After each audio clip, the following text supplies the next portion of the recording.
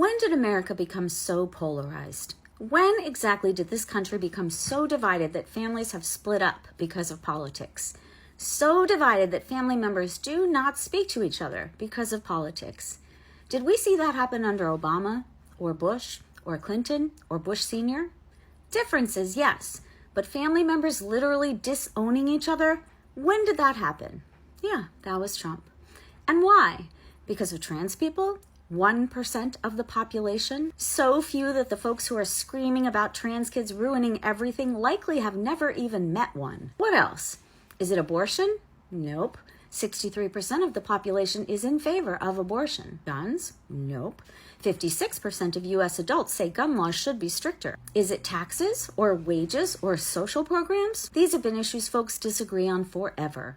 But you don't see a father refusing to talk to his kids because they want corporations in the top 1% to pay their fair share, or minimum wage workers to be able to survive, or poor kids to get free lunch. When did folks become so furious about the other side's perceived transgressions that they want the people to be punished? When did one side begin expecting people to change their minds about bodily autonomy and ignore sexual assault? When did one side start expecting others to hate doctors and librarians and children? When did needing an abortion become punishable by death simply for lack of willingness to save the life of the person who needs it? When did it become normal for our leaders to pretend the things that are literally killing us, traumatizing us, and bankrupting us don't exist, like COVID and climate change? When did it become normal for Nazis to march in the street, or Americans to destroy the halls of government? When did the potential for civil war become a real possibility in the modern day? These changes in the behavior of Americans came on in just a few short years once Trump took hold of the country.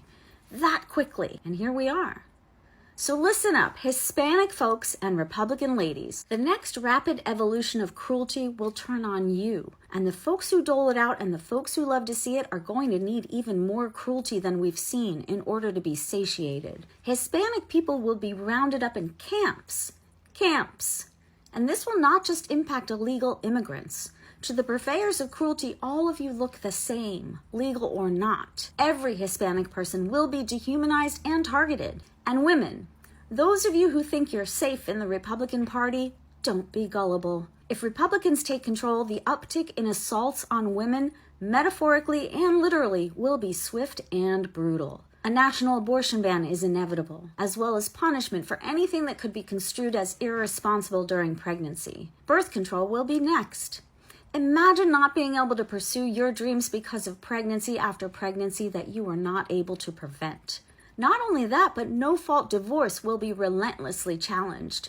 Imagine being unable to separate from a man you no longer love. A man who gets to keep you in his clutches because your wishes don't matter. Women will be further dehumanized and shamed and punished for not being whatever men want them to be. Not only women in bad marriages. All women will be further perceived as subservient to men. All women will look like property. These things will put your daughters in danger. Full stop. We will have more rape, more domestic abuse, and more generalized misogyny in every corner of American life. I speak to Republican women and Hispanics because the way I see it, they're the likely folks to vote against their well-being in this next election. Gay people, trans people, interracially partnered people will, of course, also be scrutinized and even brutalized. But my suspicion is they know that, and they vote accordingly. But Republican women and Hispanic voters don't seem to get it. And unless they wake up, they're next on the chopping block. And the chopping is happening fast. So here's what I want to say to them. Your vote is yours. Unless you vote Biden, your fate is sealed, and you are about to be royally fucked. And guess what?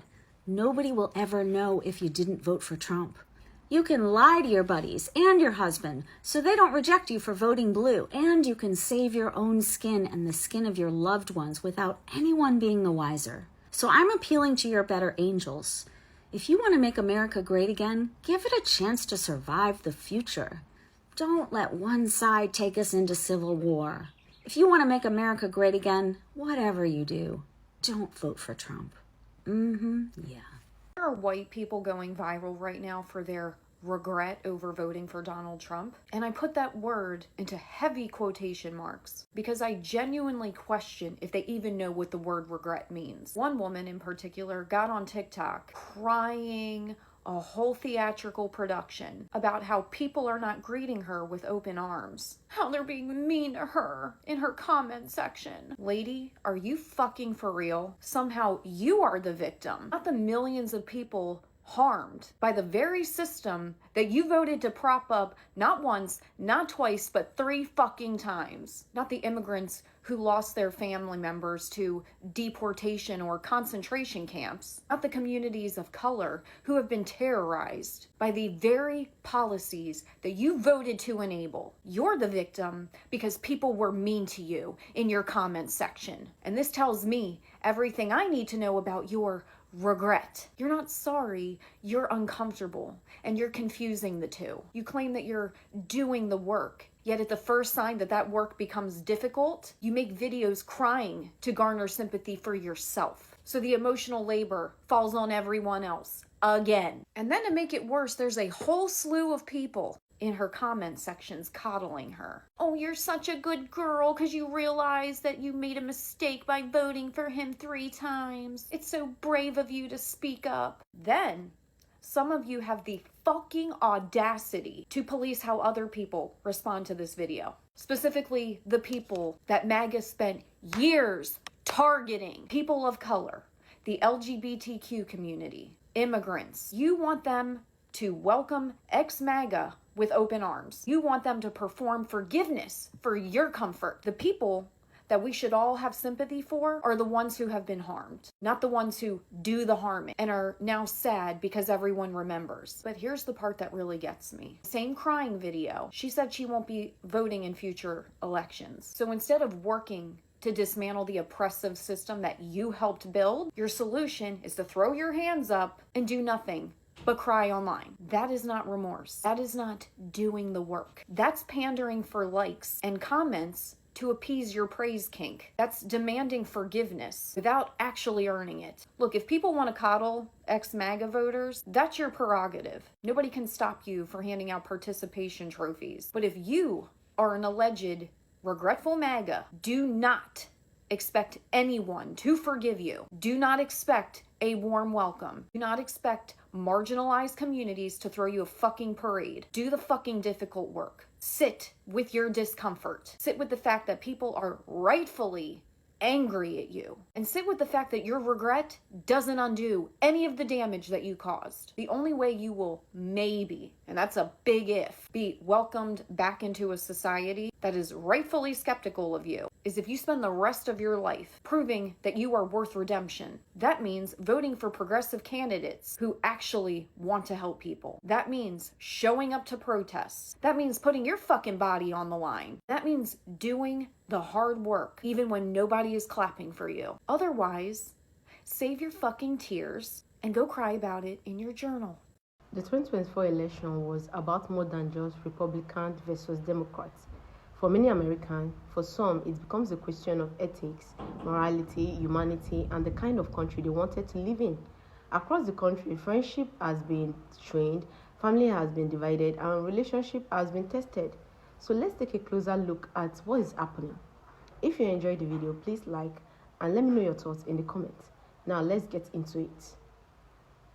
No, because I want you to hear me when I say with my full fucking chest, if you voted for Donald Trump, I want you out of my life. Because at a base level, I don't care for friends. I don't care for family. Because if I'm going into a future where interracial marriage is even up for debate, I don't want you at my wedding. I don't want you there. If I travel out of state while on my period and my blood condition causes me to start hemorrhaging, and I happen to be in a state where women's health care is so strictly regulated that doctors feel like they can't interfere because any period-related bleeding could be a pregnancy and there's no interfering in that, and I bleed out and die because of the laws that are going to be left up to states' decisions, I don't want you at my funeral.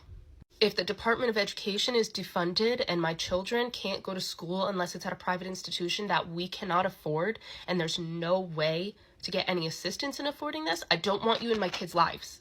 And that's just the beginning of it. So honestly, truly, if you voted for Trump, get out of my life. Last week I decided I didn't want to see somebody because they had voted for Trump, and it was such a fascinating social experiment to go into the red pill culture, because the way that he had been informed about why women don't want to date men who support Trump included none of the reasons why I don't want to date men who support Trump. And when he shared the podcast episode that explained his view of why I might think that it's against my values to date someone who supports Trump, which is already problematic. The two reasons were, one, women want to stand against Trump because they want to maintain their female friendships, and women value, this is what this alt-right male podcaster was saying, women value kindness, and Trump is not perceived to be kind.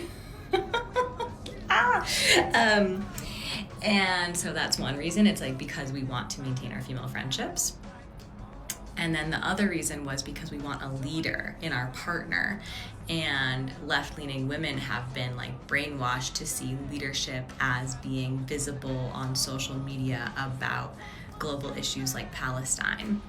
And so because we're bio-wired to want leaders, and the left has brainwashed us to tell us that real leaders would post these political perspectives online, if they're not doing that, then they're not a real leader. And so our biology rejects them. It was fascinating. I was this is offensive that you're not just gonna talk to me, a left-leaning woman, about why I don't want to date you. But this has come up a few times, even with my ex. He was close friends with people who would throw America First parties, and I was I don't like that person. For me, my reason is I want to be with a man who's going to stand up to aggressors and abusers, because the only way that our world heals is for men to actively take a stand in their relationships with other men around what is acceptable behavior toward women. Violence against women, to me, is the root evil of our world. And until men will reinforce to each other what is actually masculine, which is not harming vulnerable people, things won't change. That is the crux, in my mind, of healing the world. And I do think women have power in not partnering with men who are not doing that. And so with my ex, he did not draw lines with men who were cheating, men who were MAGA, men who had, even if he wasn't doing it, he wouldn't draw the line with them. So he's not part of the change. And then with this guy, he was just so far beyond even wanting to intellectually engage with a viewpoint that wasn't his, aka mine, that that is a ripple effect throughout the rest of the relationship. But I'm curious, do you guys date people? If you're a woman, do you date men who support Trump? And how do you get around that? And what do you think about my theory about what needs to happen, and why it's really men drawing lines with men, and also women drawing lines with the men in their life, essentially potentially having to be I would rather be celibate for the rest of my life than be with a man who will not defend women. And defending women includes setting boundaries with men who are aggressors toward women, because I'm a woman, so if you're not setting that boundary, you're actually not defending me. It actually becomes that personal. Do you hear what I'm saying? Is that also how you're thinking about it? And if you're a dude, if you supported Trump, how would you justify that to a female partner? How would you want her to feel about that as it relates to your willingness to protect her? I haven't spoken to or seen my dad in 6 years because of Trump mostly. But it started way earlier than that. In 2009, I went to college, and one of the first things that he said to me was just don't become a liberal, because I was raised, in an evangelical home, extremely conservative, big on GUNs, all of that. And of course I went to school, and that was exactly what I did. And, then the 2012 election came around, and I voted for Obama, and that was when we really started to butt heads. And then the 2016 election happened, and one of my sisters and I got on a conference call with him, and literally begged him for hours to change his mind and not vote for Trump. And, you know, we begged him for like, I don't know, like 8 years probably, like starting before the 2020 or the 2012 election and then continuing through the 2016 election and like 3 years beyond that, just begging him to learn and grow. And he just refused. And my mom followed suit. One of our other sisters followed suit. And now none of our family really speaks. And sometimes I'm curious, like, if he did change. So I go look at his Facebook, and it's just, I mean, like those typical boomer memes that are like super anti-liberal and like anti-progressive.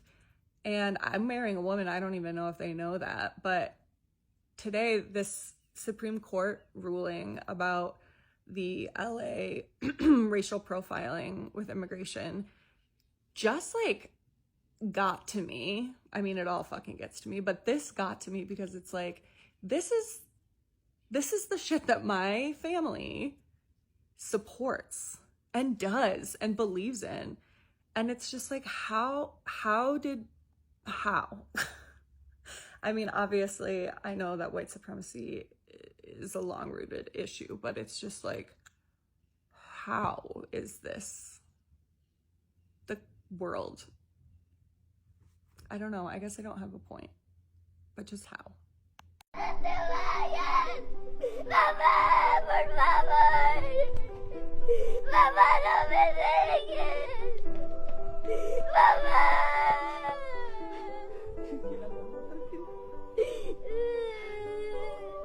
Tranquila, ya no llores, ¿sí?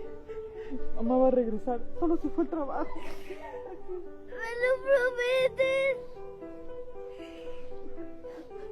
¡Me lo prometes, papá! Mi amor, no te puedo prometer eso. Pero lo que sí, es que voy a estar contigo, ¿sí? Everyone, welcome back to my channel. Before we get into today's topic, make sure to like the video, subscribe to the channel, and share your thoughts in the comments. Today we are talking about a growing problem in America. Politics is destroying relationships. Some Trump voters are now asking, why am I losing friends and family because of who I voted for? For some people, supporting Trump is simply a political decision. They may agree with his view on immigration, the economy, or other issues. But for others, Trump represents much more than a political candidate. They connect his movement to issues they strongly oppose. So when someone says, I support Trump, they may hear something completely different from what the person intended. And suddenly, a political disagreement becomes more personal. Friendship ends, families stop talking, relationship becomes tense. But the truth is, this problem is not limited to one political side. America has become so politically divided that many people now judge others based on who they voted for. The big question is, can people strongly disagree politically and still remain friends or family?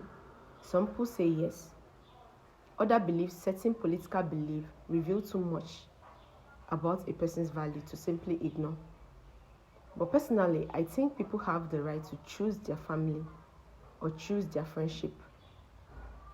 But we also need to stop assuming that every person who supports a political candidate agrees with everything that candidate says or does.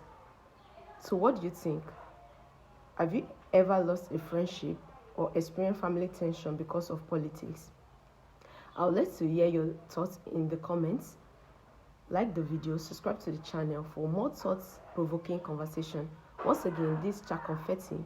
We don't just watch the conversation, we talk about it. Thanks for watching and see you all in my next video.